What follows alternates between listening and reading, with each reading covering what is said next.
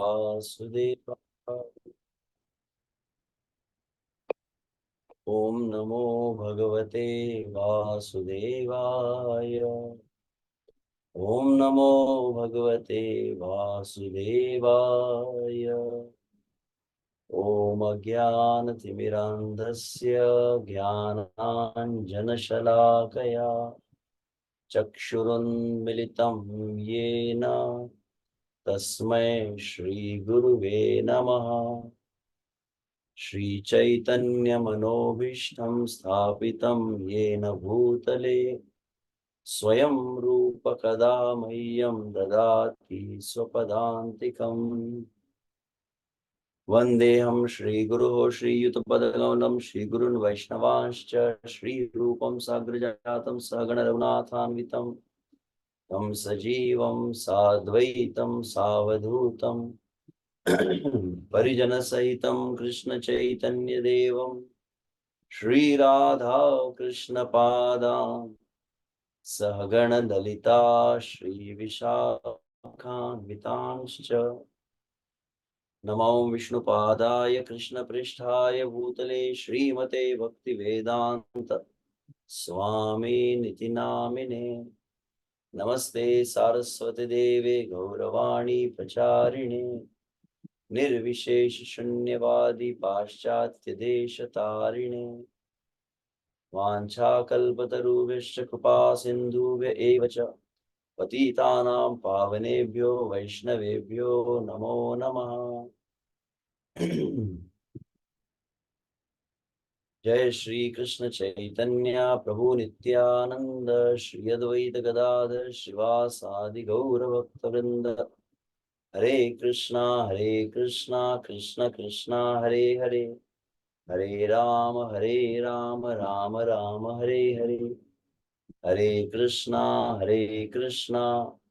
कृष्ण कृष्ण हरे हरे, हरे राम राम राम हरे हरे। हरे कृष्णा कृष्ण कृष्ण हरे हरे, हरे राम राम राम हरे हरे।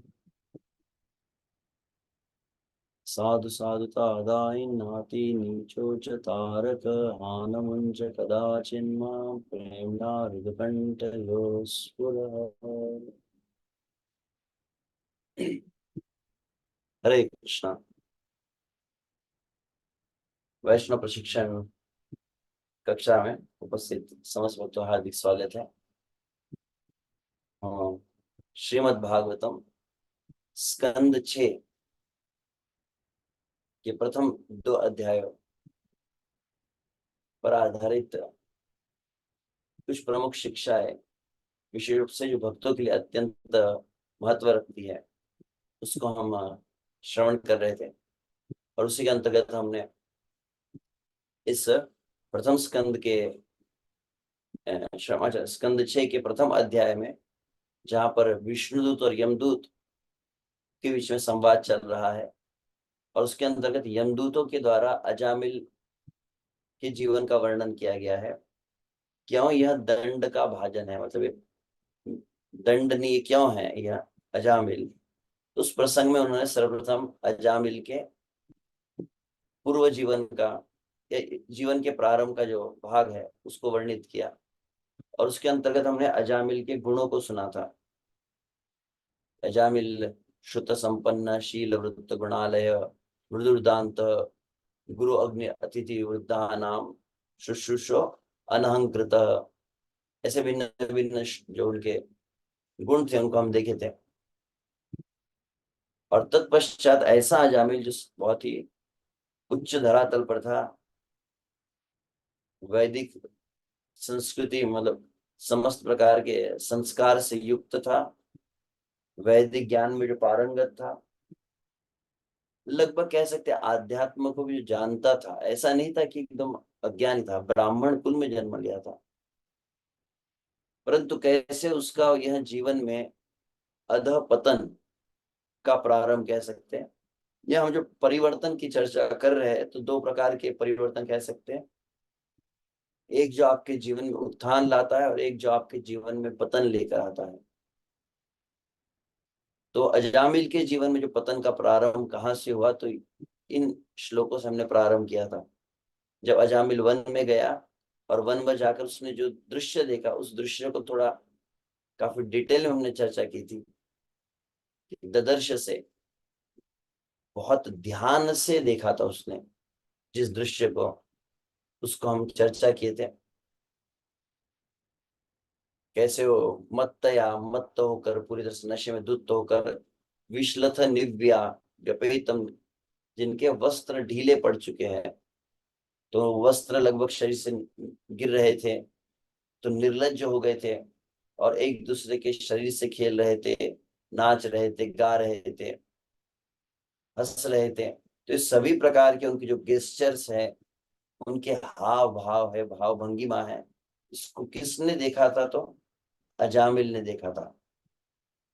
और उसके जीवन में फिर जब परिणाम हुआ कि जगाम, जगाम मतलब जब गया, तो हृदय वशम, जो हृदय में शय, शय मतलब हमने सुना था, जो हृदय में सोया हुआ था, जैसे सोया हुआ सांप को जगा दिया जाए, तो वैसे ही अनंत जन्मों से जीव भगवत विमुख है, उसके हृदय में काम क्रोध लब लोभ मद मोह मात्सर्य और समस्त प्रकार के विकार दोषों का जो मूल उद्गम है वह कामना है। तो जो काम है, जो हृदय में सदा सर्वदा रहता है, तो वह तुरंत जो है उसके वशीभूत हो गया। और सहसा ही वो सहसा तुरंत ही वो मोहित हो गया उससे। जो बातें उसने देखी थी, जिस तरह से भगवत गीता में भगवान श्री कृष्ण भी कहते, ध्याय तो विषान पुंस संगस्तेषु उपजायते, संगात संजायते काम, फिर कामात क्रोध विजायते, आगे जो कहा गया अंततः संपूर्ण विनाश का जो प्रारंभ होता है। तो पहले इंद्रिय जो विषय होते हैं संसार के, इंद्रिय विषय के संपर्क में जब जीव आता है, और क्या करता है, फिर उसका ध्यायतः विषयान, जो इंद्रिय विषय जो संपर्क में इंद्रिया आती है, तो उसका फिर चिंतन करने लगता है। और तो ध्यायतो विषयान पुंस संगह तेषु, उसके प्रति आसक्ति, उसके प्रति आकर्षण, आकर्षण और आसक्ति होने लगती है। पुनः पुनः उसी विषय को भोगने का, उसी विषय को इंद्रियों के द्वारा अनुभव करने का, देखने का, सूंघने का, सुनने का इच्छा फिर से जागृत हो जाती है। और उसके परिणाम क्या है, काम। तो वो सीक्वेंस क्रम जो भगवान श्री कृष्ण गीता में ध्यायत, तो ध्यायत के पहले क्या आता है, विषयों का ध्यान कब होता है, जब विषयों के संपर्क में आ पाते हैं, जिसको अंग्रेजी में कहावत है, out of sight out of mind कहते हैं। अगर वो इंद्रिय विषय आपके सामने ना हो तो उसका आप स्मरण नहीं करेंगे, तो इंद्रिय विषय सामने बार बार आपके आ जाता है, तो फिर आप उसके चिंतन लगते। तो क्रम कह सकते, पहले इंद्रिय विषय का संपर्क, फिर वही विषय का पुनः पुनः चिंतन विचार होना, और फिर परिणाम जो है कि वह उसका फिर संग, संग का अर्थ है आसक्ति, आकर्षण, और फिर संगात संजायते काम, काम मतलब जिसको तीव्र लालसा, चाहिए ही वह वस्तु, उसे प्राप्त करना ही है, उसे भोगना ही है, इसी तीव्र लालसा उसके हृदय में जागृत हो जाती है। और यदि उस जो तीव्र जो कामना है, जिसके कारण व्याकुल हो जाता है उस वस्तु की प्राप्ति के लिए, वह अगर कामना में कोई अगर अवरोध आ जाता है, परिणाम क्या है, कामात क्रोधो भी जायते, फिर काम से क्रोध का जन्म होता है। और यदि वह जो कामना है, जो भी इंद्रिय विषय की, वह कामना की पूर्ति हो गई, तो हालांकि भगवत गीता में श्लोक नहीं है, परंतु अन्यत्र श्लोक को वर्णित किया गया है कि जिस तरह से भगवान की गीता में कहते, कामात क्रोधो भी जायते, काम से क्रोध का जन्म होता है। कब, जब कामना में अवरोध आ जाए। परंतु कामना पूर्ण हो गई, तो फिर दूसरा एक श्लोक पुराणों में आता है, उसका वर्णन है, कामात लोभो भी जायते, कहा गया। अगर आपके मन में जो कामना है वो कामना की पूर्ति हुई, कामना की पूर्ति नहीं हुई तो क्रोध आता है, एंगर या फ्रस्ट्रेशन जिसे कहा जाता है, और कामना की पूर्ति हुई तो लोभ आता है। ऐसा नहीं कामना की पूर्ति हुई संतुष्टि आएगी, नहीं, लोभ आता है और अधिक उसकी प्यास आ जाती है, और अंततः फिर वो कामात क्रोधे विजायते क्रोधात तो सम्मोह कहा गया वहां पर भी। मोहित, मोहित मतलब विवेक बुद्धि का नाश एक तरह से।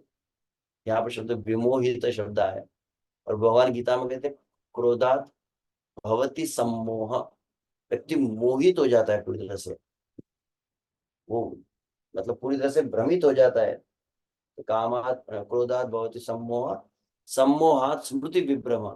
तो जो अच्छे गलत का जब विवेक नाश हो गया, मोह जागृत हो गया, तो कहा गया है सम्मोहा स्मृति विभ्रम।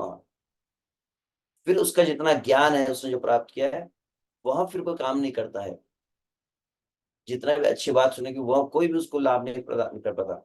और फिर स्मृति भ्रंशात बुद्धि नाश, बुद्धि नाशात नश्यति, और उससे फिर बुद्धि का नाश होता है, ज्ञान पूरी तरह से तिरोहित हो जाता है, और अंततः वहां पर पतन होता है। मतलब एग्जैक्ट भगवत गीता में जो श्लोक बताया गया वही यहाँ पर हम देखते हैं। अजामिल वहां पर गया है और उसके हृदय में, वहां जो हृदय में सोया हुआ काम था वो जाग गया और उसके वशीभूत वो हो गया, तो सही वो मोहित। तब वहां पर गया स्तंभयन, स्तंभयन आत्मनात्मान यावत सत्वम यथा श्रुतम। यह भी शब्द हम चर्चा कर चुके थे, नशा को समाधातु मनो मदन वेपितम। स्तंभित मतलब कंट्रोल करने का, आत्मनात्मानम बुद्धि के द्वारा मन को। तो दो आत्मा यहाँ पर है, तो आत्मा शब्द से आत्मा के लिए भी कहते हैं, आत्मा शब्दों को शरीर के लिए प्रयोग किया जाता है, कभी आत्मा शरीर को मन के लिए प्रयोग किया जाता है, कभी आत्मा शब्दों को बुद्धि के लिए भी प्रयोग किया जाता है। तो यहाँ पर स्तंभयन, स्तंभित कोशिश किया उसने, क्या आत्मनात्मानम बुद्धि के द्वारा मन को, यावत सत्वम यथाशक्ति जितना उसके सामर्थ्य में था। Yes yes tried his best. ऐसा नहीं कि ऐसे ही वो मतलब कोई गिरा नहीं। जनरली क्या है, एक बहुत सुंदर शब्द मैं सुन रहा था, किसी जीव का उत्थान भी ऐसा क्षण मात्र में नहीं, इंस्टेंट ऐसा नहीं कि एक झटके में कोई व्यक्ति ने, जैसे जिससे कहा जाता है कोई शिष्य गया गुरु के पास, तो क्या हुआ कि गुरु ने शिष्य को स्पर्श किया, चमत्कार हो गया, उसको सिद्धि प्राप्त हो गई। तो आध्यात्म में, भजन में, साधन में सिद्धि भी कोई एक झटके में प्राप्त नहीं होती। वैसे ही पतन भी ऐसा नहीं कि तुरंत एक झटके में हो जाता है। This is a gradual process of fall down जिसे कहा जाता है। किस तरह से जीव का अधः पतन होता है, तो क्रम दिया गया है। तो पहले उसने देखा था, देखकर मन में तुरंत वो कामना आने लगी, और फिर उसने प्रयास भी किया, स्तंभ आत्मना यावत सत्वम यथाश्रुतम। जितना उसने सुना था, जितना उसने पढ़ा था, जितना उसका ज्ञान था, उस ज्ञान के आधार पर, ज्ञान के आधार पर मतलब मैं ब्राह्मण कुल में जन्मा हूं, मैं, मेरे ब्राह्मण सुशील माता पिता है, उनका मैं पुत्र हूँ, मैं किस कुल में हूँ, मैं किस खानदान में हूँ, मैं किस, तो अपना नाम, अपने कुल का विचार किया गया।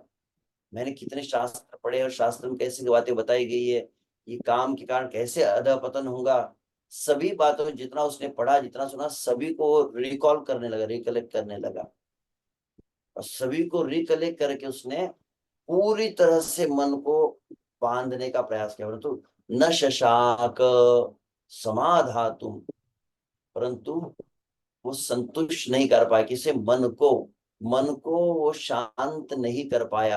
क्यों? तो मन के साथ में एक विशेषण दिया है, कैसा मन था वो, मदन वेपितम, काम ने जिसको कैप्चर कर लिया था, काम वासना ने जिसको पर विजय प्राप्त कर ली थी, वह मन जो है वो रुक नहीं पाया।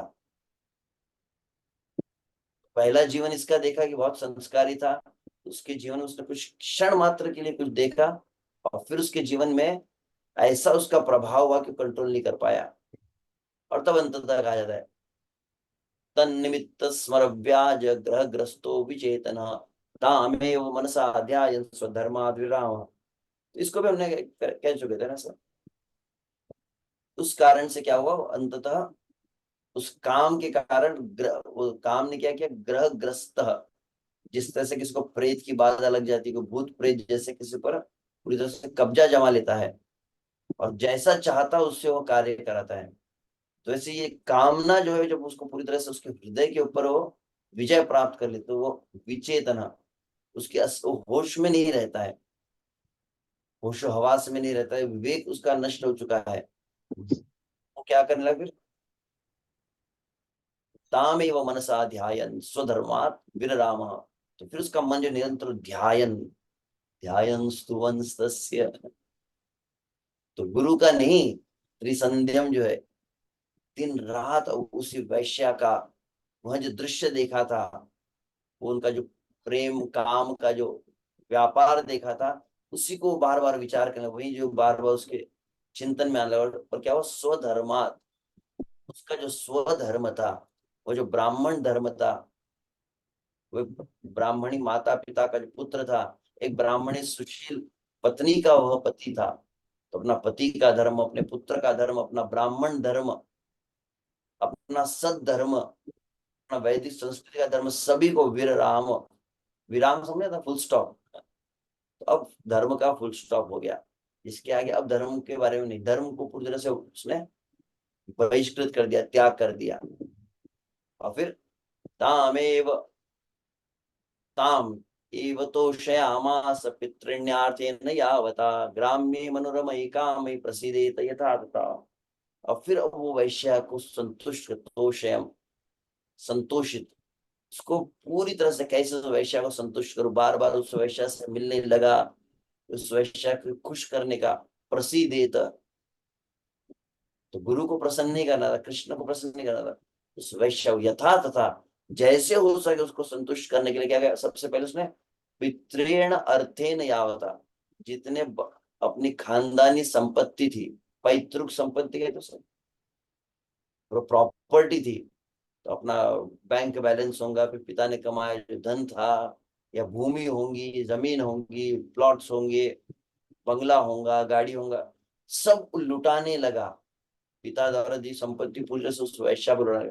और ग्राम्य मनोरमय काम ही, और अलग प्रकार के उसकी काम वासना को, उसकी इच्छाओं को संतुष्ट करने के लिए अलग प्रकार का जो मनोरंजन की साधन है, वो जुटाने के लिए सभी कुछ उसने किया, सभी कार्य करने लगा। तो पहला एक पूरे पिता की संपत्ति को लुटा दिया, और फिर क्या किया, विप्राम सुभार्याम प्रौढ़ाम कुले महति लंबिताम विसर्ज चिरात पाप स्वैरिण्या पांग विदधि। तो विप्राम स्वभार्याम, तो स्वभार्याम अपनी बहुत ही सुंदर ब्राह्मण सुशीला पत्नी थी, अपने माता पिता थे, इन सबको उसने त्याग कर दिया, विसर्ज, अपने कुल की लोक लाज है, माता पिता है, पत्नी है, सबको त्याग दिया उसने। और अचिरात पाप, विसर्जात चिरात पाप, और फिर निरंतर वो पाप में, स्वैरिण्या पांग विद्धि, तो स्वैराचारिणी वह जो स्त्री थी, वैश्या थी, वो कामिनी थी, उसने क्या किया, थी मतलब बुद्धि, तो बुद्धि को उसके भेद दिया था, बुद्धि को नष्ट कर दिया था उसको। तो उसके द्वारा जो बुद्धि नष्ट हो चुकी थी, उसने तो पहले पिछले श्लोक में कहा कि उसने अपने धर्म को रोक दिया। धर्म को रोका मतलब क्या किया, तो अपनी जो संपत्ति थी उसको वैश्या पर लुटाया, इतना ही नहीं, अपने जो स्वजन थे उनको भी छोड़ दिया। और तो इस तरह से मतलब यहाँ पर हम लगभग देखते हैं। तो यह जो सबसे प्रमुख बात, हम जो कृष्ण भावना का अभ्यास कर रहे हैं, भगवत भक्ति का अभ्यास कर रहे हैं, तो पिछले सत्र में इस अंत में मैंने इस बात को बताया था कि यहाँ पर हम सबसे प्रमुख कौन सी शिक्षा को देखे हैं, तो सबसे प्रधान शिक्षा है, आप बहुत अच्छा ज्ञान आपके पास होगा, आप बहुत अच्छी तरह से साधना आदि भी करते होंगे, आध्यात्म के मार्ग में भी आप उच्च अवस्था कुछ प्राप्त किए होंगे, परंतु फिर भी क्षण मात्र के लिए क्या हुआ, तो कहते नजर हटी दुर्घटना घटी, कहते हैं। वैदिक शास्त्र में हम देखते हैं आध्यात्मिक जीवन में अगर प्रगति कोई करना चाहता है तो सबसे श्रेष्ठ महत्वपूर्ण बात कौन सी है? तो कहते हैं कि साधु संग सर्व शास्त्र कहे, लव मात्र साधु संग सर्व सिद्धि है। ये शब्द आपने कई बार सुने भी होंगे भक्तों ने।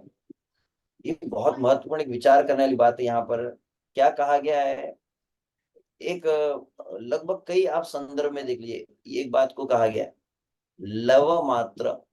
लव मतलब समझ था, लव इंग्लिश वाला लव नहीं है, ये आई लव यू वाला लव नहीं, लव मात्र कहा जाता है। लव मतलब जिसको कहते हैं इंग्लिश में प्रभुपाद कहते हैं 1/16 part of a second. Second एक सेकंड होता है, और सेकंड का भी 16 जो भाग होता है उसको लव कहा जाता है। इतना भी लव मात्र साधु संग, यह भी चुटकी में भी थोड़ा समय लग गया कह सकते हैं।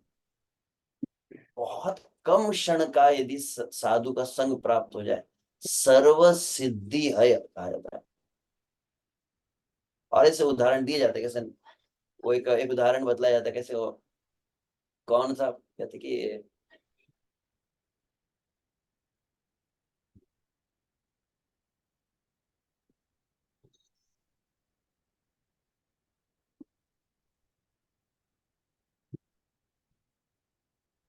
एक शिला शिला नारद की कथा आपने सुनी होगी, जो पूरा एग्जैक्ट स्मरण नहीं हो, जिसमें मतलब नारद जी जो भगवान से नारायण से मिलते हैं और कहते कि ये श्लोक मुझे समझ में नहीं आया, लव मात्र कहा गया है। हम तो इतने घंटों घंटों प्रवचन सुनना पड़ता है फिर भी कोई इफेक्ट दिखने लगा, आगे क्षण मात्र का संग, क्षण मात्र का संग इतनी महिमा कही गई है, बहुत पावरफुल। साधु का संग कैसे समझ सकते हैं? बोले ठीक है जाओ, बोले नीचे जाओ भूतल पर, और जाकर वहां पर क्या करो, वहां पर एक स्थान है वहां पर आप जाओ, और जिस स्थान पे जाओगे वहां पर क्या है, बोले एक जल का सरोवर है, उस सरोवर के समीप जाना तो तुम्हें इस प्रश्न का उत्तर मिलेगा। और वहां पर वो नारद मुनि पहुंचे, नारायण नारायण नारायण नारायण नारायण नारायण कहते हुए पहुंचे जल के सरोवर। और सरोवर के तट पर उसने क्या देखा कि एक मछली थी। उस मछली को भगवान ने कहा था उससे ये प्रश्न पूछना। तो नारद मुनि गए, नारायण नारायण नारायण कहते हुए कहा कि, उससे मछली से कहा कि लव मात्र साधु संग सर्व सिद्धि है। क्या अर्थ हुआ? जैसे सुना उसी क्षण जो है उस मछली ने देह त्याग कर दिया। जैसे मृत्यु हुई, तो अभी बोले मैं प्रश्न पूछा था लव मात्र साधु संग का अर्थ क्या हुआ, और देखा तो तत्क्षण उसकी मृत्यु हो गई। तो वो विचार करने लगे और ऊपर चले गए। ऊपर गए तो फिर वहां पर पुनः भगवान से प्रश्न पूछा, आपने कहा था प्रश्न का उत्तर मिलेगा उस मछली से, तो मैंने प्रश्न पूछा उसकी मृत्यु हो गई, प्रश्न का उत्तर तो मिला ही नहीं। तब भगवान कहते कि ठीक है अब क्या करो, पुनः जाओ, देखो उस सरोवर के समीप क्या है, बहुत सुंदर एक ग्राम है, एक गांव है। और उस गांव में आप एक देखेंगे, एक ब्राह्मण के घर पर क्या है, एक गौशाला कहते हैं, गौशाला है। और वहां पर एक गाय है, और गाय को बहुत सुंदर बछड़ा है, बछिया है। तो जाओ और जो बछड़ा है या बछिया कह सकते हैं, उससे पूछो इसी प्रश्न। तो पहले तो इनको अचरज हो रहा है कि ये स्वयं भगवान उत्तर क्यों नहीं दे रहे। वही बजाय वीणा राधिका रमन नाम है, तो राधा रमन के नामों का कीर्तन करते करते करते करते पुनः वहां पहुंचे, नारायण नारायण। और उस बछड़े से पूछा लव मात्र साधु संग का क्या अर्थ हुआ? जैसे सुना, बोले बछड़े ने भी प्राण त्याग दिए। अब तो इनको बहुत विलाप होने लगा, शोक लगा, मैं तो गो हत्या का पाप मुझे लग गया, एक बछड़े की मृत्यु हो गई। चले प्रश्न पूछने से बहुत शोक करने लगे, अब क्या प्रायश्चित करना पड़ेगा, कौन से तीर्थों में स्नान आदि करना पड़ेगा। अंत तो भगवान कहा कि प्रभु हरि आपने तो ये और धर्म संकट में डाल दिया है, मुझसे आप पाप का भागी बनवा रहे हो मुझे। भगवान ने कहा चिंता मत करो, बस पुनः जाओ, अभी प्रश्न का उत्तर मिलेगा। तो पुनः वहीं पर गांव में पहुंचे, और गांव में पहुंचे तो वहां पर एक बहुत ही श्रेष्ठ ब्राह्मण, और श्रेष्ठ ब्राह्मण के घर में एक नन्हे से अत्यंत तेज से युक्त एक नन्हे शिशु ने जन्म लिया। और प्रभु ने कहा था कि उन्हें से उससे प्रश्न पूछो। जैसे उस बालक को देखा है, नारायण नारायण करते पहुंचे, और अगले क्षण उस बालक से कहा, 1 मिनट देह त्याग मत करना, मेरे प्रश्न का उत्तर दिए बिना देह को त्याग मत करना। बार बार जब ये प्रश्न पूछ रहा हो तो किसी मृत्यु हो रही है, पहले मेरे प्रश्न का उत्तर दो। लव मात्र साधु संग सरस्वती, इसका उत्तर क्या है और ये हो क्या रहा है बार बार। तब उस बालक ने भगवान की कृपा से, भगवान की विशेष कृपा शक्ति से तुरंत कहना प्रारंभ कर दिया। बोले, हे महात्मा जी, हे नारद मुनि जी, आप मुझे नहीं पहचान पाए। मैं वही जो मछली थी ना, वो जल सरोवर, मैं वही हूँ। और आपका क्षण मात्र का जो संग मिला है, आपका केवल साधु नाम दर्शनम पुण्यम कहा जाता है। साधु संतों के दर्शन जो है अत्यंत पवित्र होता है। दर्शन पवित्र करो, यही तुम्हारा गुण। पापों का, प्रारब्ध का नाश होने लगता है साधु संतों के दर्शन मात्र से ही। तो आपका दर्शन हुआ, और आपको मुख से वो जो एक अत्यंत पवित्र जो शुद्ध नाम है, उसको देह था उसका त्याग हुआ। और मैं ही था जिसने वो जो गाय गाय का जो बछड़ा है ना, उसका वो जन्म लिया था। और तब वहां पर कहा जाता है कि फिर आप मेरे पास आए थे, और मेरे पास आकर आपने पुनः जब प्रश्न पूछा, तो मैं ही था जिसने देह त्याग किया आपके दर्शन मात्र से। और ये ब्राह्मण कुल में, एक ब्राह्मण के परिवार में मेरा जन्म हुआ है। तो अब समझ में आया क्षण मात्र के संग का क्या प्रभाव हुआ। तो इस तरह से यहाँ पर श्रीमद् भागवत में भी प्रसिद्ध श्लोक आता है, तुलयाम लवे नापि न स्वर्गम न पुनर्भवम भगवत संग संगस्य मर्त्यानाम किमुत आशीष। जहाँ पर पुनः बहुत सुंदर वचन है कि तुलयाम लवे लवे नापि, पुनः लव शब्द आया है।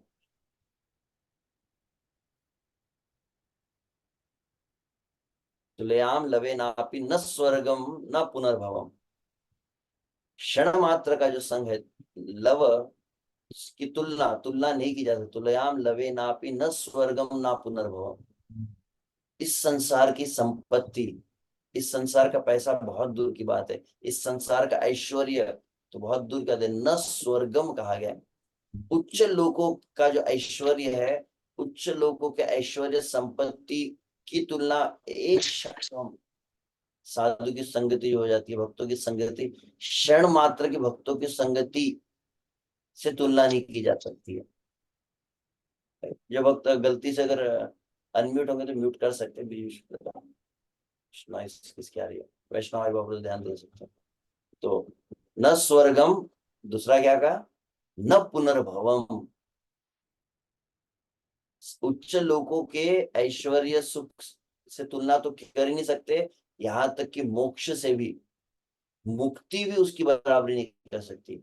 तो इस संसार का भोग, उच्च लोकों का भोग, और मुक्ति, यह तो बराबर नहीं कर सकती, तो फिर मर्त्या नाम की मुताशिश। और इस संसार के फिर बातों को कहा क्या जाए, कि आपको कुछ सत्संग मिल गया, कितना उसके बदले में आप चुका सकते हो, 5 लाख, 10 लाख, 1 करोड़।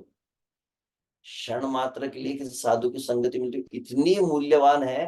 वास्तविक हमें श्रील प्रभुपाद जी है, भगवान श्री कृष्ण चैतन्य महाप्रभु है, उनकी यहाँ विशेष अहेतु की कृपा है कि कली काल के जीवों को इतनी सहजता से संग मिल रहा है।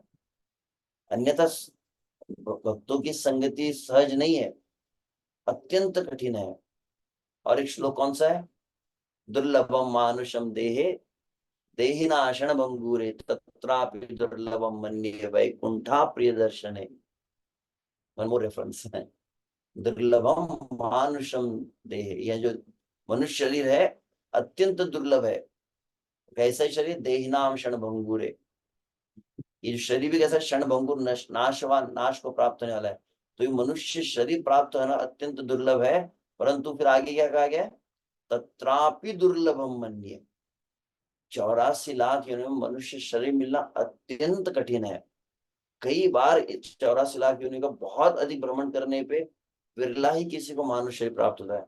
मानव शरीर प्राप्त होना जितना विरला है, उससे अधिक विरला क्या है, तत्रापि दुर्लभम मन्ये, मानने, यह स्वीकार किया गया है क्या, वैकुंठा प्रिय दर्शने, वैकुंठ भगवान श्री कृष्ण का, नारायण का नाम है, भगवान श्री हरि का, और भगवान को जो प्रिय है, वैकुंठ प्रिय मतलब भगवान के भक्त, तो उन वैकुंठा प्रिय दर्शने, चलो वो मैंने ऐसे कई प्रमाण, पहला प्रमाण लव मात्र साधु संग, दूसरा तुलयाम लवे नापी, तीसरा यहाँ पर तत्रापि दुर्लभम वैकुंठा प्रिय दर्शने, ऐसे कई प्रमाण है शास्त्र में।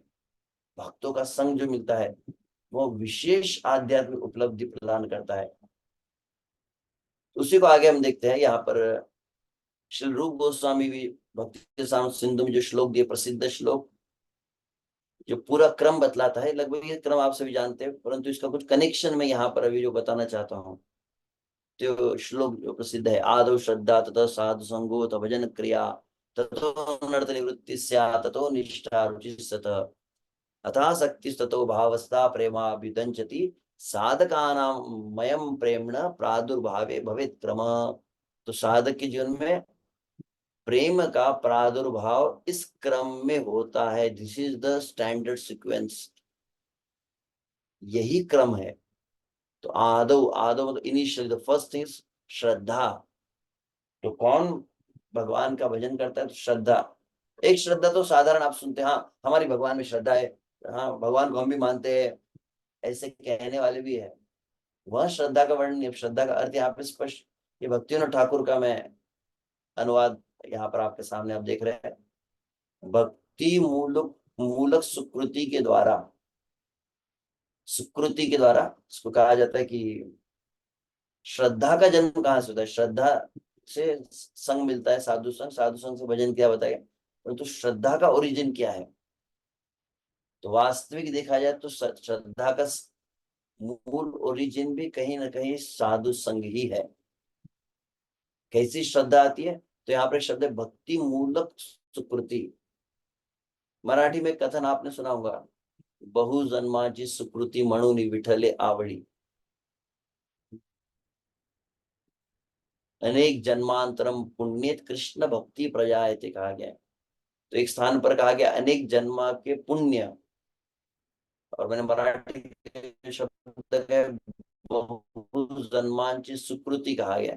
तो सुकृति पुण्य के द्वारा भक्ति में श्रद्धा प्राप्त होती है क्या, हो ही नहीं सकती। क्यों, ये रूप गोस्वामी स्पष्ट रूप से कहे, भगवान श्री कृष्ण भक्ति कैसे आध्यात्मिक है, ये भगवान की जो स्वरूप शक्ति का प्रकाश है, आह्लादीन शक्ति जो श्रीमती राधा की कृपा से जो भक्ति है ये प्राप्त होती है। तो भक्ति जो है इस संसार के किसी पुण्य के कारण, किसी पाप के कारण नहीं प्राप्त होती है। कोई व्यक्ति ने मैं इतना दान दूंगा, मैं इतने पुण्य करूंगा, मैं इतने समाज में सेवा करूंगा और इसके द्वारा मुझे भक्ति मिलेगी, नहीं। पुण्य कोई भी सुकृति भक्ति प्रदान नहीं करती। तो फिर प्रश्न है कि ये श्रद्धा कैसे प्राप्त होती है, तो श्रद्धा सुकृति से प्राप्त होती है। वहां पर श्लोक भक्ति ठाकुर भी कोट किए है, जहां पर जो मैंने बहुत सुकृति कहा गया उसी को कहा गया है। ये प्रसिद्ध श्लोक है ना रूप गोस्वामी का, कि कृष्ण का प्रेम कैसे प्राप्त होता है, तो कहा गया कृष्ण भक्ति रस भावितामति क्रेताम इति कुतोपि लभ्यते तत्र मूल्यम लौल्यम अपि केवलम जन्म कोटि सुकृति भी लभ्यते। वहां पर शब्द है जन्म कोटि, कि भगवान की मति कैसे प्राप्त होती है, तो कहते हैं लालसा से। लालसा जो कृष्ण की प्यास जो है, श्री कृष्ण की लालसा आसानी से प्राप्त नहीं होती। तो जन्म कोटि सुकृति कहा गया, अनेक जन्मांतरम पुण्य। तो कौन सी सुकृति है, तो सुकृति शब्द का अर्थ समझना आवश्यक है। कोई भी पुण्य, हम देखते हैं कई लोग इस संसार में बहुत पुण्य करते हैं परंतु भक्ति नहीं कर पाते। कई लोग पाप में भी रत रहते, वे भी भक्ति नहीं कर पाते। कोई पुण्य, इसलिए भक्ति को क्या कहा गया? श्री कृष्ण परम स्वतंत्र है, वैसे भक्ति भी स्वतंत्र है। भक्ति पुण्य से प्राप्त नहीं होती और भक्ति पाप के द्वारा बाधित भी नहीं होती। हालांकि कहने को ऐसा तो बहुत पाप की है इसलिए भक्ति नहीं हो पा रही है। तो बहुत सुंदर, अभी कुछ दिन पहले मैंने वाक्य सुना था, आप जब पाप करते हैं ना, पाप का परिणाम क्या होता है? प्रारब्ध आते हैं। प्रारब्ध क्या करता है? प्रारब्ध भक्ति को ब्लॉक कर सकता है केवल? नहीं, सामर्थ्य नहीं। तो प्रारब्ध क्या करता है? कहा जाए प्रारब्ध केवल आपको प्रतिकूल परिस्थिति प्रदान करता है। आपके जीवन में कष्ट आते, बीमारी आती है, परिवार में प्रतिकूलता आती है, या फिर जो कुछ है, कई प्रकार के जो अवरोध जो दिखाई देते हैं, भक्ति नहीं रुकती है। प्रारब्ध केवल प्रतिकूलता देता है संसार में। शरीर संबंध, शरीर मन बुद्धि आदि संबंधी जितने कष्ट है, वो कष्ट प्राप्त होते प्रारब्ध कारण। प्रारब्ध भक्ति को रोक नहीं सकता। उसका उदाहरण कौन सा है? कि कष्ट आदि जो, जिसको तथाकथित प्रारब्ध द्वारा कहा जा सकता है, वो भक्ति को रोक नहीं सकते हैं। उदाहरण है प्रहलाद महाराज। भक्ति रुकती नहीं है किसी क्रिया से। हाँ, निसंदेह की भक्ति का दृढ़ निश्चय नहीं आपका आ पाता है, बहुत अधिक पाप जब जीवन में हो तो। जिस तरह से, क्या श्लोक है गीता में, है ना? तेषाम अंतगतम पापम जनानाम पुण्य कर्मणाम ते द्वंद्व मोह निर्मुक्ता भजन्ते माम दृढ़व्रता। तो वहां पर भी आएगा कि तेषाम अंतगतम पापम, जिसका पाप पूर्णतः अंत हुआ है, जिसका पाप का नाश हुआ है, पाप जिसके जीवन से, जो पाप से मुक्त हो गया है जिसका जीवन, तेषाम अंतगतम पापम जनानाम पुण्य कर्मणाम, और जिसके ते द्वंद्व मोह निर्मुक्ता भजन्ते माम दृढ़व्रता। तो जो दृढ़ निश्चय चाहिए भजन के लिए, उसमें सहायता मिलती है, परंतु भक्ति रुकती नहीं है। तो जो भी हो, सुकृति शब्द का केवल मैं एक अर्थ बताना चाहता हूँ, मेन विषय कुछ अलग है।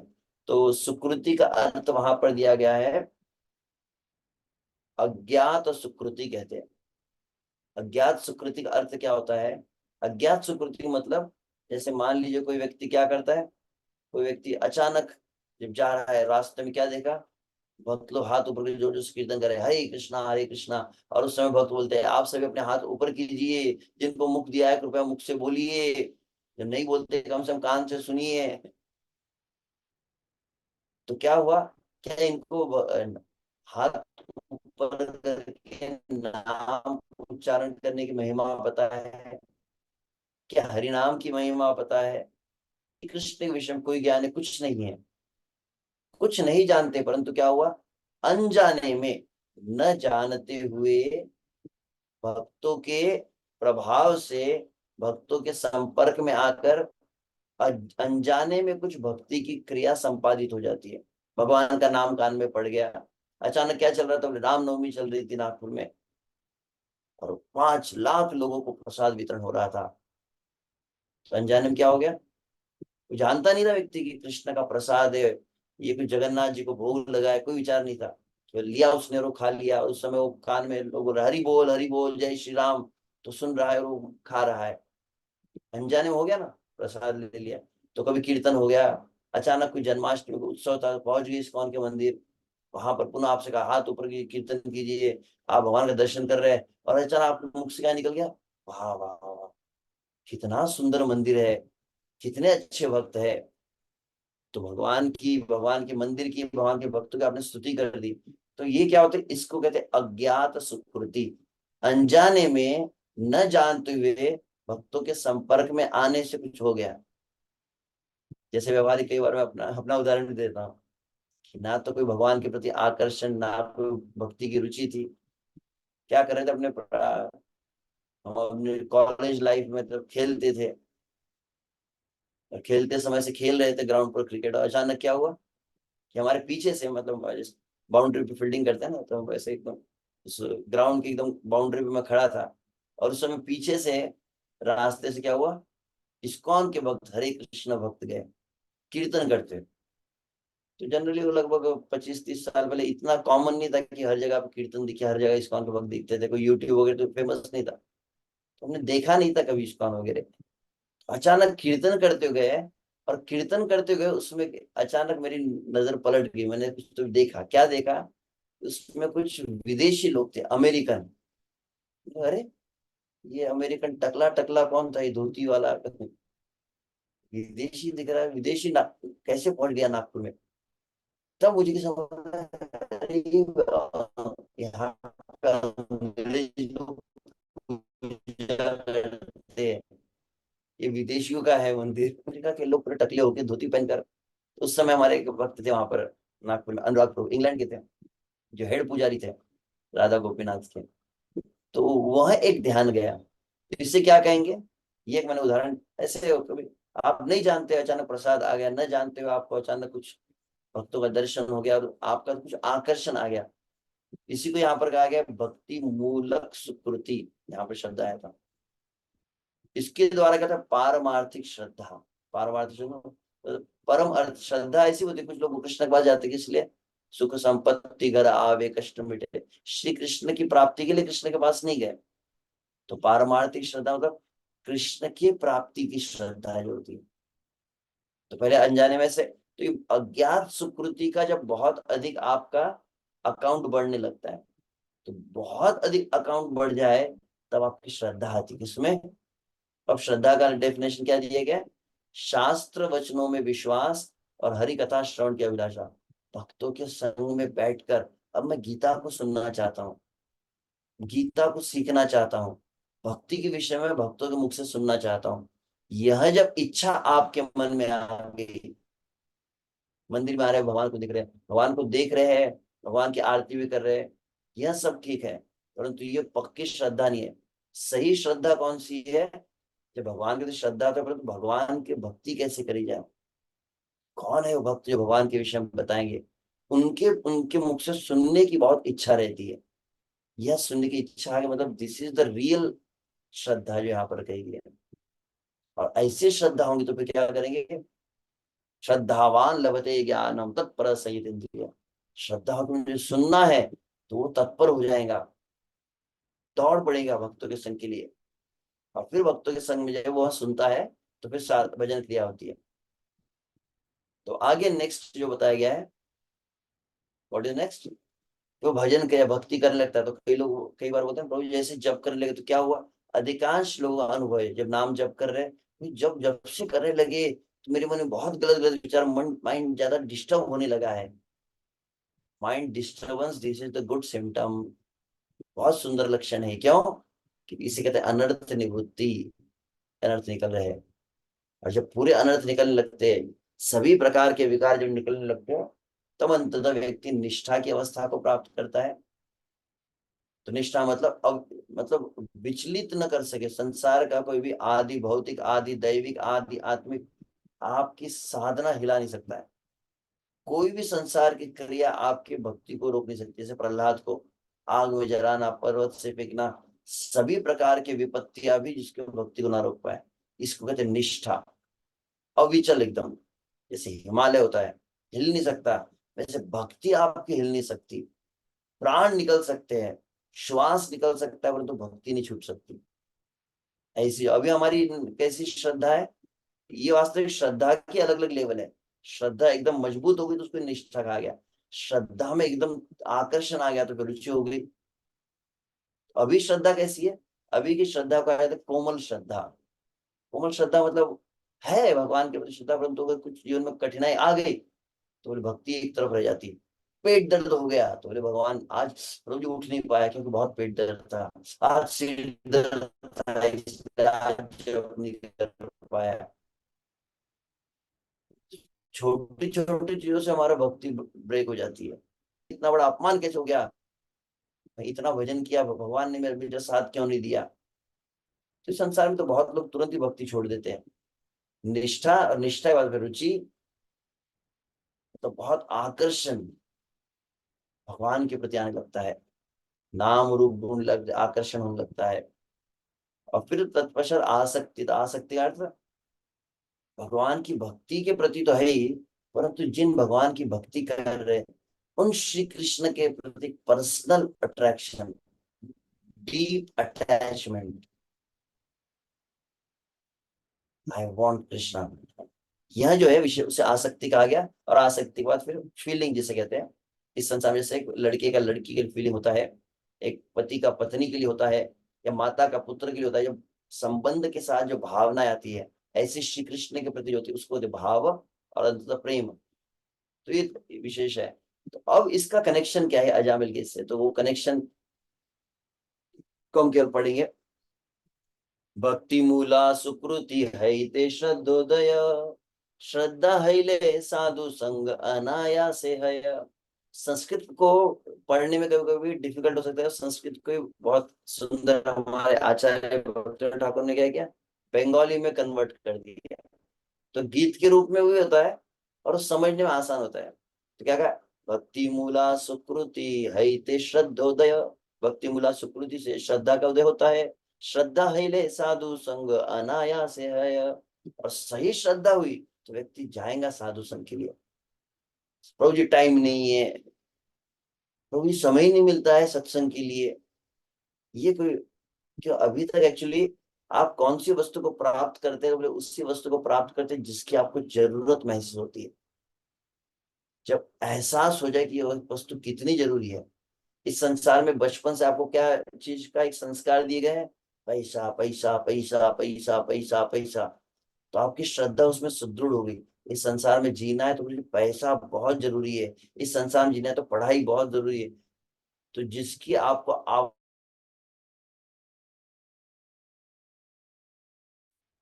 जिसकी श्रद्धा पक्की हो गई तो बोले वो फिर बोलना नहीं पड़ेगा। जिस विद्यार्थी को रियलाइज हो गया कि पढ़ाई बहुत जरूरी है, उसको कहना नहीं पड़ता पढ़ने के लिए। उसी प्रकार से जिस व्यक्ति को ये रियलाइज हो गया कि पैसा बहुत जरूरी है, उसको बोलना नहीं पड़ता, वो अपने आप दिमाग लगाता है फिर कैसे बिजनेस करूँ, साइड बिजनेस करूँ, पार्ट टाइम जॉब करूँ, कैसे जॉब करूँ, और कैसे एक का 10 करूँ, 10 का फिर 50 कैसे करना, 50 का 100 कैसे करना। उसका दिमाग उसमें चलता है क्योंकि उसकी श्रद्धा आ गई। किसमें श्रद्धा आ गई, धन में श्रद्धा आई। तो धन में श्रद्धा आई तो धन कैसे प्राप्त करना है वो अपने आप व्यक्ति करने लगेगा। विद्या में श्रद्धा आ गई तो विद्या अर्जन कैसे करना व्यक्ति करने लगता है। अभी तक कृष्ण की आवश्यकता हमको लग नहीं रही है, अभी तक साधु की आवश्यकता हमको लग नहीं रही है, इसलिए फिर बहाने बनते हैं। तो जी क्यों करे सत्संग, सत्संग के लिए टाइम नहीं मिलता है, कितना करना चाहिए, ऐसे कई प्रकार के अलग अलग तर्क होते हैं।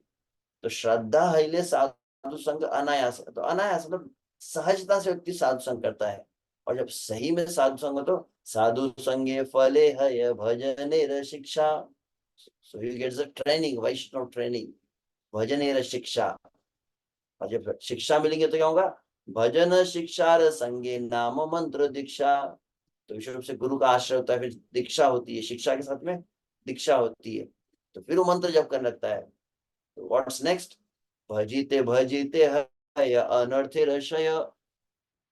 भजन करते करते क्या होता है, धीरे धीरे अनर्थ का क्षय होने लगता है, नाश होता है। और फिर जब जितने अनर्थ नष्ट होंगे स्पीड में, तो फिर अनर्थ खर्वित है ले निष्ठार उदय। अनर्थ जब गए तो फिर निष्ठा आ जाती है। और अब क्या होगा, निष्ठा नाम है यह तो हो अनर्थ विनाश। और जब निष्ठा के साथ नाम लेने लगेंगे तो फिर बहुत फास्ट रैपिडली, थोड़ा भी अगर अनर्थ बजाय बहुत तेजी से निकल लगते हैं निष्ठा नाम के कारण। और परिणाम क्या होता है, नामे तत् रुचि क्रमे हईवे प्रकाश। जब अनर्थ का विनाश हो तो फिर नाम की रुचि आने लगती, रूप में कृष्ण की कथा में रुचि आने लगती, बहुत अधिक रस मिलने लगता है, और सुनो ऐसा होने लगता है। और जब ऐसा होने लगता है तो परिणाम क्या है, रुचि युक्त नामे ते अनर्थ यत याय। अब और अनर्थ, तो मैक्सिमम अनर्थ तो पहले निकल गए थे, मतलब थोड़ा थोड़ा बचा रहता है। तो निष्ठा नाम से अनर्थ और निकल के तो रुचि आई, और रुचि नाम से क्या हुआ, अनर्थ जितने थे और अधिक चले जाते हैं। तो आसक्ति नामे भक्त जन पाई नाम, तो आसक्ति वाला नाम उसको प्राप्त होता है। और फिर नामासक्ति क्रमे सर्व अनर्थ दूर है। अब यहाँ पे शब्द आप देखते क्या है, सर्व अनर्थ। अब ये लास्ट पार्ट है, आसक्ति के साथ जो नाम होता है, नाम से इसको अलग कर देंगे ना, इसके प्राण ही निकल जाएंगे, इसको कहते हैं नाम आसक्ति। नाम के बिना रह नहीं सकता है। जैसे आपकी श्वास रोक दी जाए तो आप एकदम मर जाएंगे, और नाम रुक गया तो ये व्यक्ति मतलब मर जाएगा। इसको कहते हैं नामासक्ति। ऐसी जब अवस्था होती है तो सर्व अनर्थ दूर है। अरे पूरे अनर्थ निकल गए तो फिर नेचुरल, फिर क्या जाग जाता है, जो अंदर सोया हुआ था, क्या था, भाव। तवे भावोदय है, यही तो निश्चय। इस लेवल पे भाव का उदय होता है, अंदर जो भाव था उदित होने लगता है कृष्ण के प्रति। अब यहाँ पे बहुत महत्वपूर्ण बात है, यहां तक तो आपने समझ लिया सीक्वेंस। इस एक शब्द के लिए इतना मैं एक्सप्लेनेशन दिया। इति मध्य असत्संगे प्रतिष्ठा जन्मिया, कुटी नाटी द्वारे देय निम्ने फैलाइया। परंतु इसके बीच में वायरस घुस गया, आपके कंप्यूटर में एक वायरस चला गया जो आपके पूरे कंप्यूटर को क्रैश कर देगा, आपका पूरा सिस्टम खत्म हो जाएगा। कौन सा वायरस है? उस वायरस का नाम है असत्संग। असत्संग था। संसार में लोग क्या करते हैं, संसार में लोग सेल्फी निकालते रहते हैं, बहुत अधिक दिखावा चल रहा है संसार में। तो ऐसे लोगों के बीच में आने से क्या होता है, फिर वो प्रतिष्ठा मतलब संसार को दिखाने की जो कामना है। और फिर कूटी नाटी, नेक्स्ट, कूटी नाटी मतलब कपट, जिसको दोगलापन कहते हैं, दो चेहरे होने लगते हैं। और इस तरह से निम्ने फैलाइए, निम्ने मतलब नीचे गिरना प्रारंभ हो जाता है, ग्रेजुअली स्टेप बाय स्टेप वो नीचे स्लिप होने लगता है। और सत्संग, प्रतिष्ठा, कुटी नाटी, और इस तरह से पूरी तरह से नीचे स्लिप होने लगता है। कैसे गिरा, तो बोले एक वायरस था, असत्संग वायरस। इसीलिए भक्तिनाथ ठाकुर सबसे मेन कॉशन सावधान कहते रहे, अति सावधाने भाई असत्संग त्यज, निरंतर परानंदे हरि नाम भज।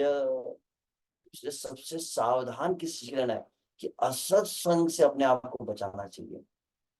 इतना बढ़िया आपने सीक्वेंस पूरा क्रम सुना, बहुत तेजी से आप इसी जन्म में कृष्ण को प्राप्त कर सकते हैं अगर ये एक चीज से अगर आप बच गए। अब मैंने बहुत सुंदर, आपने देखा होगा प्रारंभ में श्लोक की हम चर्चा कर रहे थे, कौन सी, लव मात्र साधु संग। भक्तों का संग जो है क्षण मात्र का करने पर भी सिद्धि प्राप्त हो जाती है। तो दो प्रश्न है, हम तो बहुत संग करते हैं, बहुत संग करने से भी फल प्राप्त क्यों नहीं होता, प्रश्न पहला एक। दूसरा प्रश्न, लव मात्र संग से ही तो सिद्धि प्राप्त हो जाएंगी कहा गया ना। और कहते हैं कि आपको बहुत अधिक भक्तों का संग करना चाहिए, बार बार भक्तों का संग करना चाहिए, हमेशा अपने आप को भक्तों के संग में ही रखना चाहिए। क्षण मात्र का संग सिद्धि प्रदान कर सकता है, तो क्षण मात्र का ही करे। दूसरा एक मिनट का, एक क्षण का सत्संग जो सिद्धि प्रदान करता है, तो हमको सिद्धि प्राप्त होनी चाहिए। प्रश्न दोनों है कि एक तो सिद्धि मिल नहीं रही है, और दूसरा कह रहे हैं कि सत्संग ज्यादा करो और करो, रेगुलर करो, इतना सुनो क्यों। तो बहुत महत्वपूर्ण बात है कि सत्संग की शक्ति बहुत अधिक है, सत्संग की महिमा बहुत भारी है। सत्संग बहुत उच्च अवस्था को प्रदान कर सकता है। यहाँ तक कि भक्ति का जन्म कहाँ है, तो कृष्ण भक्ति मूल है साधु संग। वास्तव इसलिए कहा गया भक्ति का मूल कहाँ पर है, तो मूल साधु संग ही है।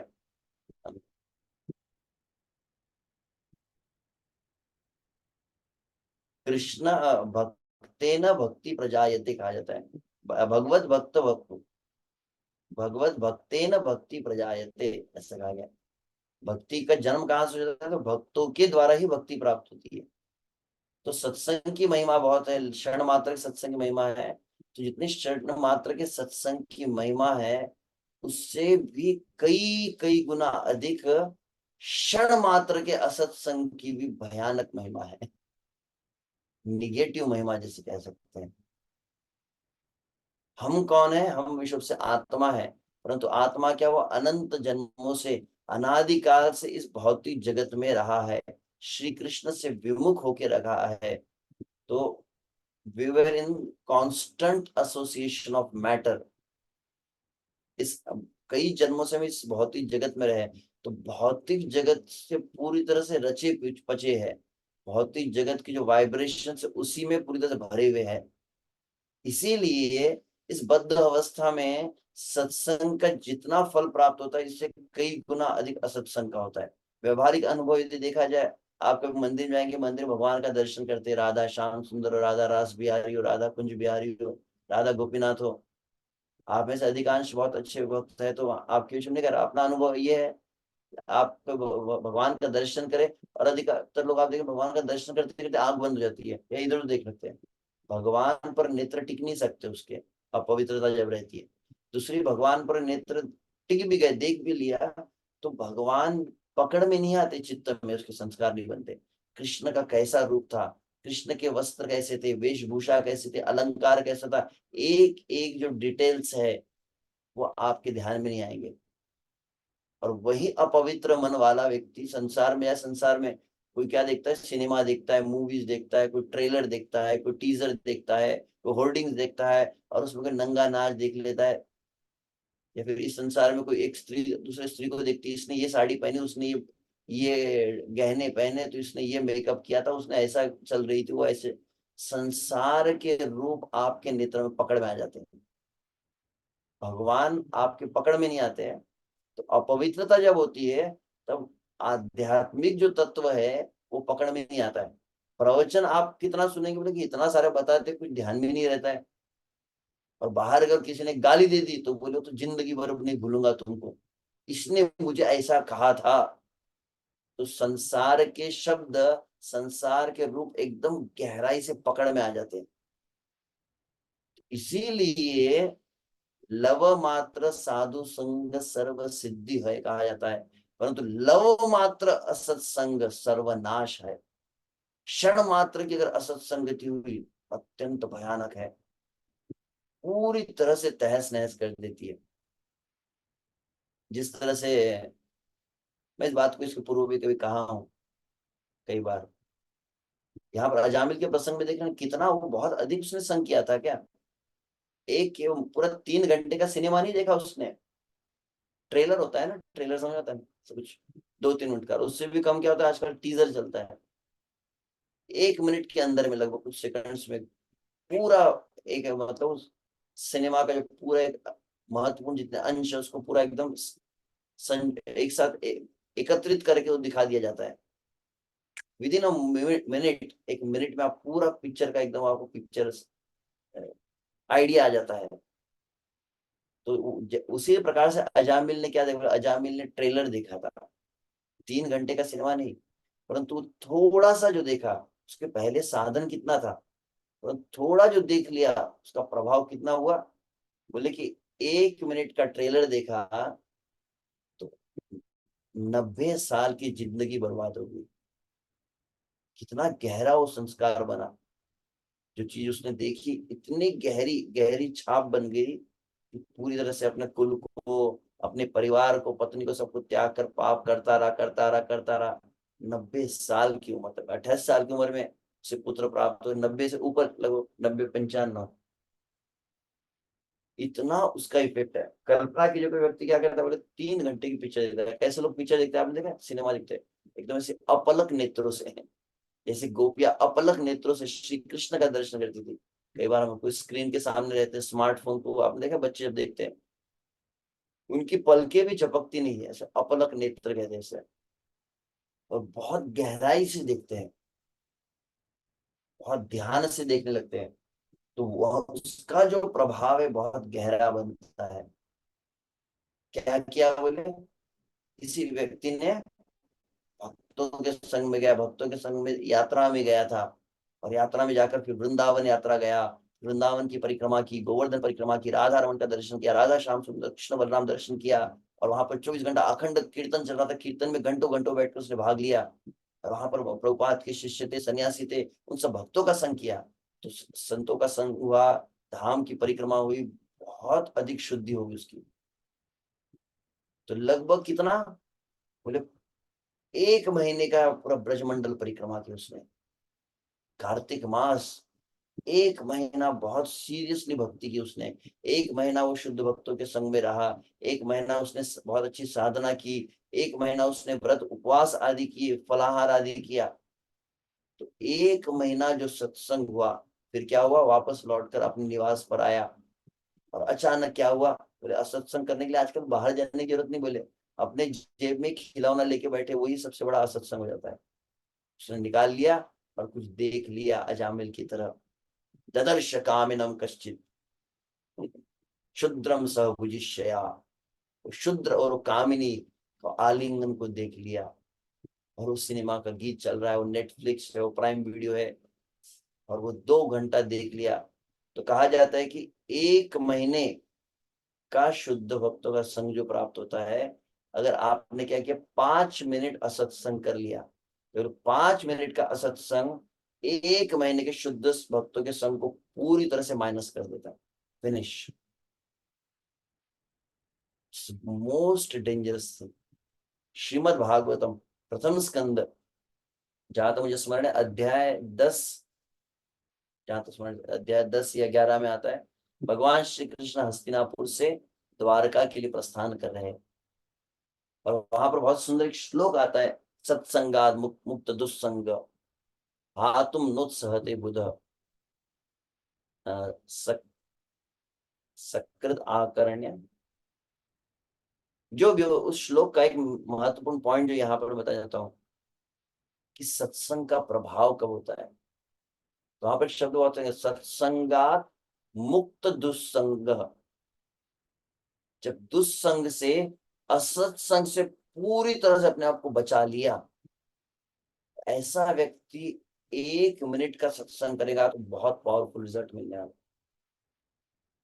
इसीलिए हमको निरंतर भक्तों के संग में क्यों रहना है, हमको नियमित सत्संग क्यों करना है, क्योंकि दो ही चीज है, आइदर यू विल डू सत्संग और यू डू असत्संग। एक तो सत्संग जीवन में होगा या फिर असत्संग होगा। तो जितना समय सत्संग नहीं हो रहा, उसमें असत्संग कहीं ना कहीं हो रहा है।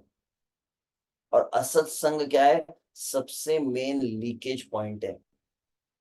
आप करते, बहुत माला करते, बहुत जप करते, पर तो देखते वो व्यक्ति आगे ही नहीं बढ़ पाता है। 2 घंटे बैठकर वो जप कर रहा है, वो भक्तों के संग में बैठकर 1 डेढ़ 2 घंटा कथा सुन रहा है, परंतु अगले दिन देखो जैसे थे, फिर वो जप में नींद आ रही है। वो तुरंत वो रिजल्ट मिल नहीं रहा है, वास्तविक परिवर्तन दिख नहीं रहा है। तो मेन कारण यही है, we are not properly understood this term.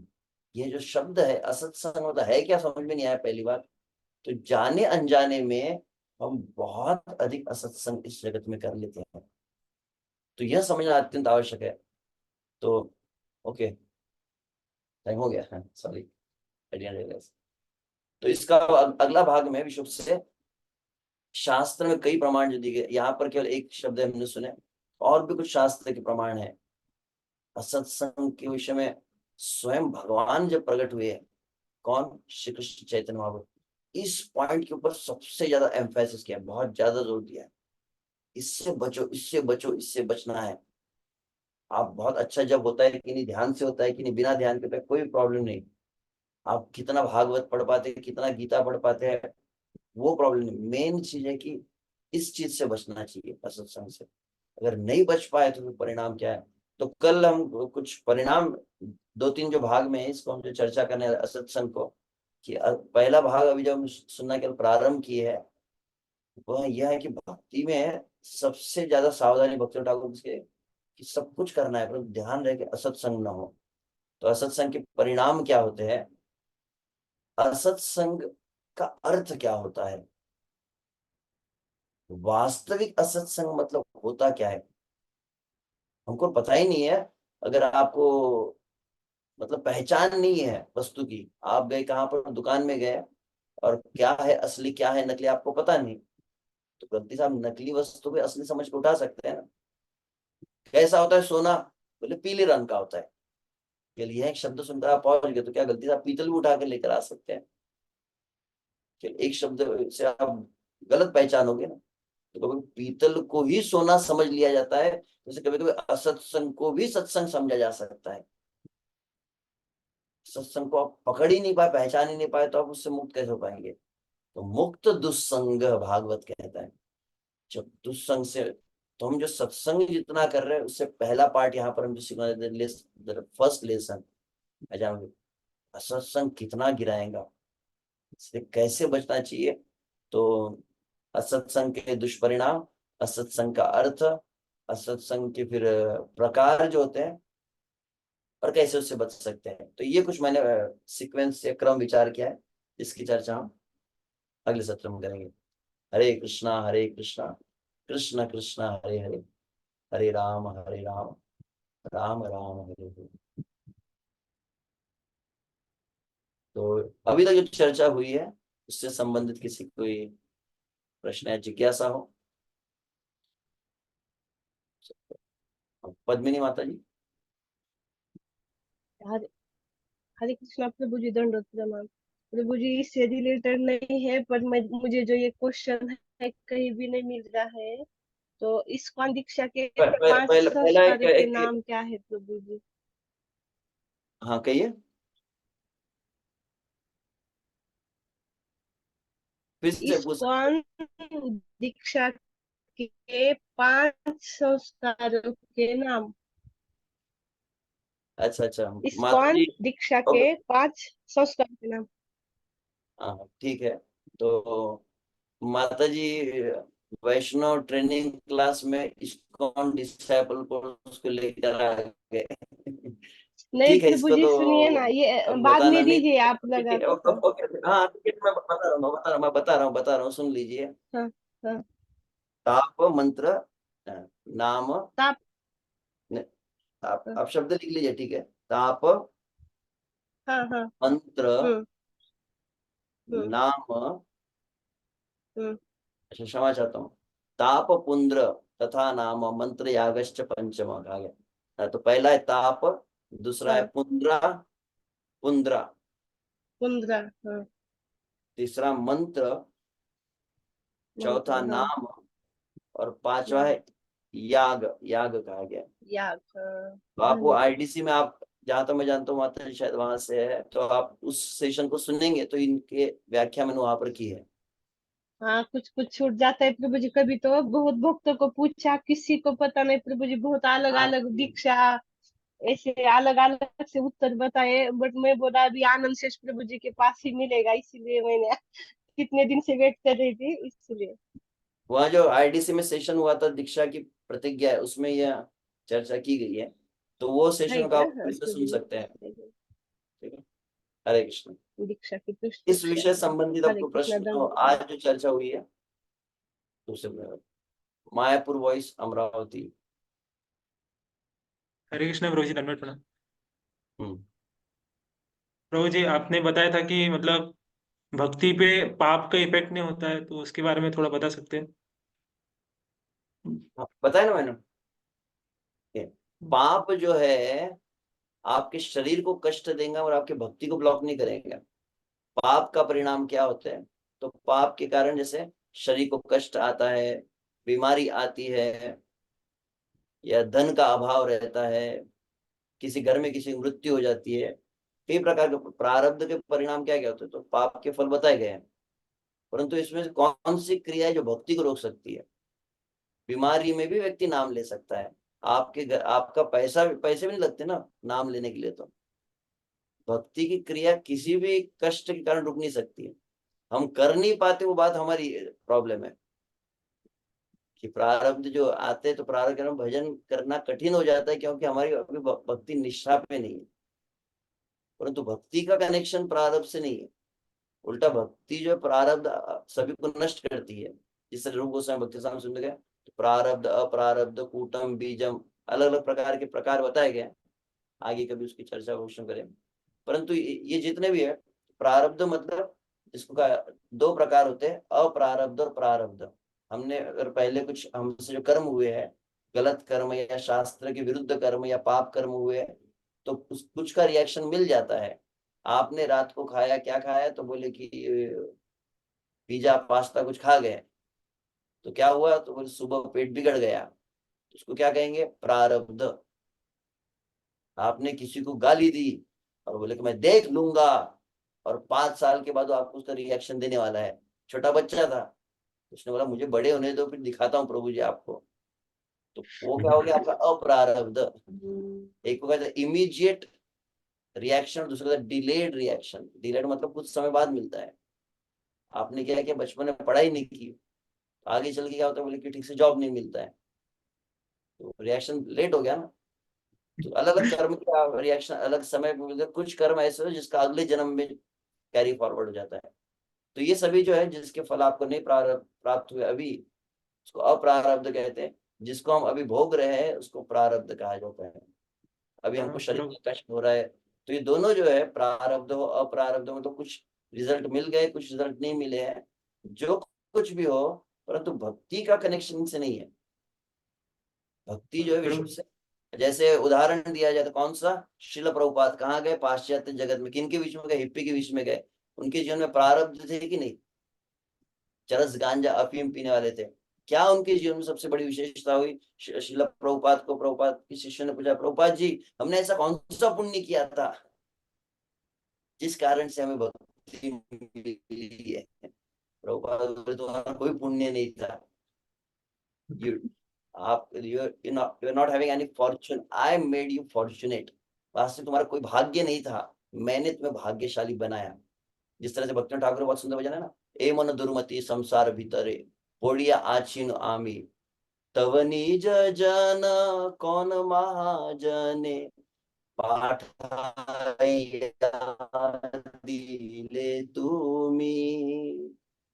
तो वहां पर कहते कि ये मेरा दुष्ट मन ने क्या किया, मुझे इस जगत में गिरा दिया, और मैं गिरता ही गया कई जन्मों तक। ए मन दुर्मति संसार भीतरे पड़िया आछी आमी, इस संसार में गिर गया, परंतु क्या, कृष्ण को ये बहुत दया आई, तो कृष्ण ने क्या किया, तव निज जन, कृष्ण ने अपने पर्सनल किसी जो भक्त था, तव निज जन कोण महाजन पाठाइया दिले तुम्ही, तुम्ही पाठवलं, आपने भेजा, मेरे लिए किसी को भेजा इस संसार में।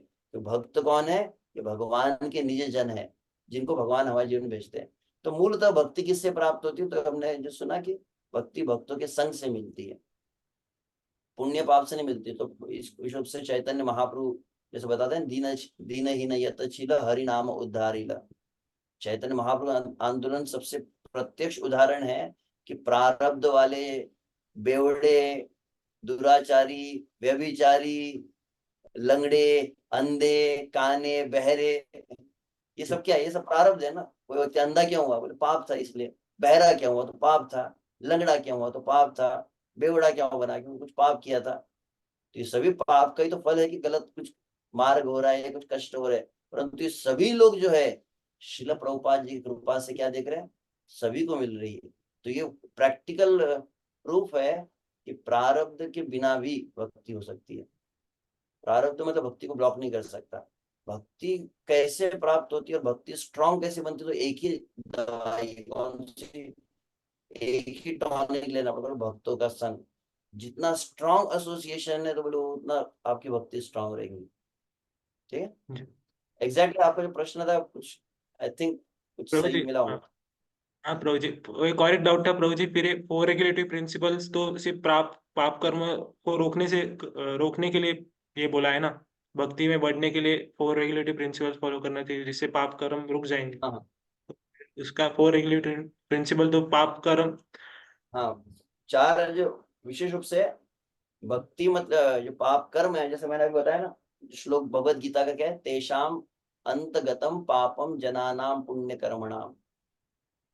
भक्ति के लिए प्रॉब्लम नहीं है, परंतु भक्ति में जो निष्ठा चाहिए ना, हम्म। स्ट्रॉन्ग डिटर्मिनेशन, हम भक्ति में दृढ़ निश्चय क्यों नहीं आ पाता। प्रभुपाद स्पष्ट उत्तर क्या दिया, सिंफुल लाइफ। हम्म। और जीवन में पाप होगा तो दृढ़ निश्चय नहीं आता है। सेंस ग्रेटिफिकेशन, इंद्रिय तृप्ति है, attachment to the sense gratification, इंद्रिय तृप्ति की आसक्ति जो है वह भक्ति में दृढ़ता नहीं लाती है। और इसीलिए असत संग जो है, असत संग क्या करता है, भक्तों के संग में आने से क्या होता है, बोले भक्ति की इच्छा आती है। वैसे असत्संग का सबसे पहला रिएक्शन आप देखेंगे कि पाप करने की इच्छा होती है। हर संसार में लोग मजे कर रहे हैं, हम भी क्यों मजे न करें। हम ही पगले जैसे माला लेकर घूम रहे हैं, झोली लेकर, और फिर कुछ लोग बोले अरे पंडित जी, तो फिर संकोच आने लगता है, तो भक्ति संकुचित हो जाती है वहां पर। हमको शर्म आती है माला लेने की, फिर तिलक लगाने की शर्म आने लगती है, कंठी को छुपाने का मन होने लगता है। क्यों? संसार में सब मौज मस्ती कर रहे हैं, और कंठी पहनकर हम भी उनके साथ में डांस करेंगे हॉलीवुड के गाने पे, तो बोलेंगे अरे पंडित जी नाचने लग गए। तो भक्ति को छुपाने लगते हैं हम, और भोग की भावना बढ़ने लगती है। और सत्संग कल हम और देखेंगे, गौर कृष्णदास जी का बहुत हेवी स्टेटमेंट है कि असत्संग कितना भयानक है। यस। Yes, और Prabhu. ठीक है, हम और दो प्रश्न Yes. Yes. Thank you. कौन Yes, कोटा? धन्यवाद. हरे कृष्ण प्रभु जी, दंडवत प्रणाम। तो जैसे असत्संग से दूर रहने के लिए बोला गया है, तो हम जैसे प्रचार करने के लिए जाते तो हमको असत्संग में जाना पड़ता।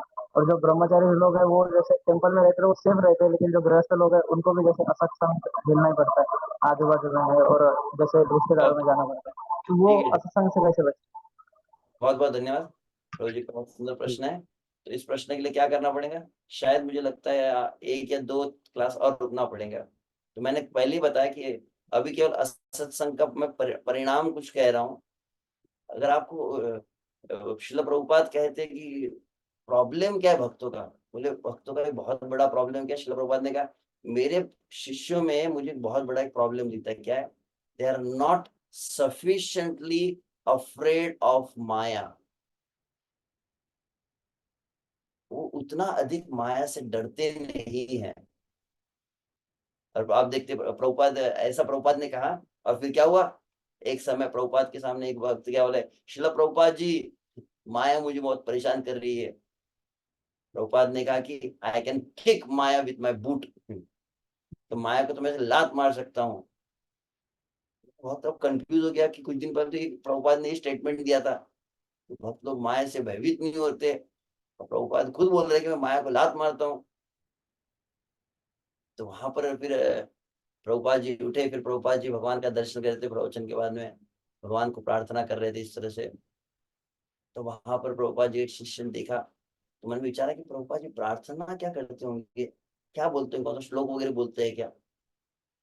तब एक भक्त ने पूछ लिया, प्रभुपाद जी आप प्रार्थना क्या कर रहे थे? मैंने कहा कि हे श्री कृष्ण, आप अपनी माया से मुझे सदैव बचाइए।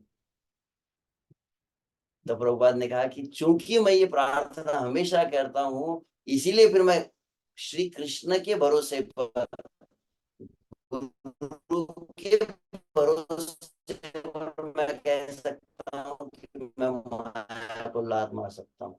माया पर कि मैंने माया पर विजय प्राप्त की। कौन कहते हैं? उद्धव जी कहते हैं। तो उद्धव ने वहां पर एक सोल्यूशन बताया है माया पर विजय प्राप्त करने का। तो यह जो विश्व से आज का और कल के सत्र, जिसको थोड़ा हॉरिफाइंग सेशन कह सकते हैं, आपको डराने के लिए है, ऐसा ही समझ लीजिए कि थोड़ा डरना चाहिए।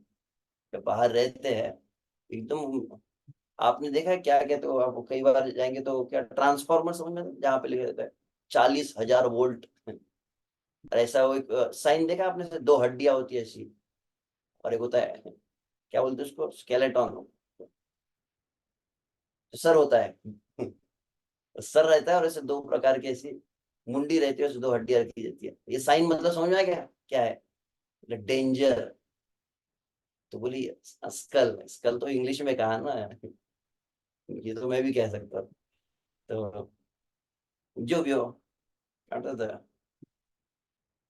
ठीक है, आप समझ गए जो मैं कह, खोपड़ी खोपड़ी कहती, ठीक है। तो खोपड़ी जो है उसको देखिए भयभीत होते, तो कहते हैं जैसे आप क्या करते हैं, भक्तों के संग से बाहर जाते हैं और जैसे संसार में आते हैं। एक्चुअली ऐसा नहीं, क्योंकि अभी गलत डेफिनेशन का अर्थ क्या निकाल लिया, जैसे संजीत ने कह दिया ब्रह्मचारी मतलब सत्संग, गृहस्थ मतलब असत्संग। क्या ये राइट है? बिल्कुल गलत है, क्योंकि अभी सत्संग समझ भी नहीं है। सत्संग का एक बाहरी एक रूप पता है क्या, भजन कीर्तन चल रहा है, वो बस वो सकता है। तो एग्जैक्ट जो गृहस्थ है वह भी सदा सर्वदा सत्संग कर सकता है, ऐसा आवश्यक नहीं है। क्योंकि ये प्रवचन सुन के अब गलत मीनिंग क्या हो जाएगा, सब त्यज, सब कुछ छोड़ और वो चलो वृंदावन, इस तरह का विचार मन में आने लगेगा। ऐसा आवश्यकता नहीं है। परंतु किस तरह से हम चैतन्य महाप्रभु बताए हैं कैसे असत संग का प्रभाव हमारे हम पर नहीं होगा, तो उस उपाय को हम देखेंगे। तो 2 सेशन में basically what are the consequences वह है, और उसके पश्चात फिर असत्संग एग्जैक्टली क्या है, और फिर उसका मतलब जो परिणाम और असत्संग का अर्थ समझ में आया। असत्संग कितने प्रकार के होते हैं, और फिर असत्संग से वो जो प्रकार है उनमें कैसे अपने आप को बचा सकते हैं, इस तरह से।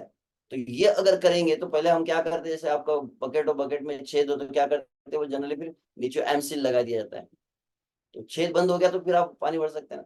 तो यहाँ पर जो प्रशिक्षण प्रारंभ करें तो फर्स्ट लेसन हमारा जो है कि पहले लीकेज पॉइंट को हम क्लोज करने का प्लान है। इसलिए आने वाले कुछ सत्रों में ये how to detect the leakage point and how to close the leakage point सरल भाषा में कहा जाता है। ठीक है, ठीक है। अंतिम प्रश्न अनन्य भक्ति माता जी। हाँ, हरे कृष्ण प्रभु जी, दंडवत प्रणाम। प्रभु जी, वो निष्ठा के स्तर पे जो भजन होता है ना, तो वो बिना विचलित किए होता है। लेकिन अभी जो हम भजन करते हैं, जैसे कुछ भी होता है, मतलब जैसे डिवोटी के बीच भी तो मतलब जैसे कोई अपमान करता है या कोई मतलब कुछ भी हो जाता है इंसिडेंस, तो 2-3 दिन तक हमारे मन के ऊपर वो रहता है। फिर बाद में हम भूल जाते हैं, लेकिन ये ऐसे बार-बार कई सालों से होता है, तो ये कब रुकेगा? अगले सत्र में इसको बताएंगे अभी कि कैसे रुकेंगे ये और कितना असर कब होता है। शिला प्रभुपाद पाश्चात्य जगत में गए, न्यूयॉर्क में गए जहाँ पे नंगा नाच चल रहा था, पर प्रभुपाद को स्पर्श भी नहीं कर पाए। प्रभुपाद जहाँ पर ऐसे लोगों के बीच में थे, आपको समझ आता है भाषा टॉपलेस बॉटमलेस कहा जाता है, ऐसे वहां पर युवा थे। टॉपलेस बॉटमलेस का अर्थ होता है, टॉपलेस मतलब कि नीचे वस्त्र है तो ऊपर वस्त्र नहीं पहनते, और बॉटमलेस मतलब ऊपर वस्त्र है तो नीचे वस्त्र नहीं है। ऐसे युवक और युवतियां थी वहां पर, और उनके बीच में शिला प्रभुपाद जैसे कोई मल का फूल कीचड़ के बीच में, प्रभुपाद लिप्त ही नहीं हो पाए, प्रभावित नहीं हो पाए। तो ये बहुत महत्वपूर्ण शिला प्रभुपाद के जीवन से कि कैसे इस संसार में रह के भी संसार का प्रभाव हम पे ना हो। तो कैसे असत संग का अर्थ जब समझेंगे तब ये बात और अधिक अच्छे से हम समझ पाएंगे। आपके जितने प्रश्न आप लिख कर रखिए, संभावना है कि यह जो पूरा सीरीज कंप्लीट होगी, तो परिवर्तन सीरीज में अभी जो सीरीज चल रहा है वो है संग दोष, जो लगभग संभावना शायद 4 सेशंस में या 5 सेशन में हम कंप्लीट कर सके उसको। ठीक है, और प्रश्न हमें पता है सत्संग नहीं करना पर फैमिली में दूसरा देखते हैं तो हम कैसे बचे, हम देखना नहीं चाहते पर घर में कोई लगाए तो हम कैसे, टीवी के बारे में करें, टीवी अगर हम नहीं देख रहे दूसरा कोई देख रहा है तो कैसे बचे। तो ये सभी उत्तर जो आप लिख कर रखिए प्रश्न, और संभावना है कि आने वाले सत्रों में इसका उत्तर भी आ जाएगा। ठीक है, हरे कृष्णा कृष्ण कृष्ण हरे हरे, हरे राम राम राम। श्रील प्रभुपाद की जय, अनंत वैष्णव वृंद की जय, जय गौर प्रेमानंदे, हरि हरि। हरे कृष्ण।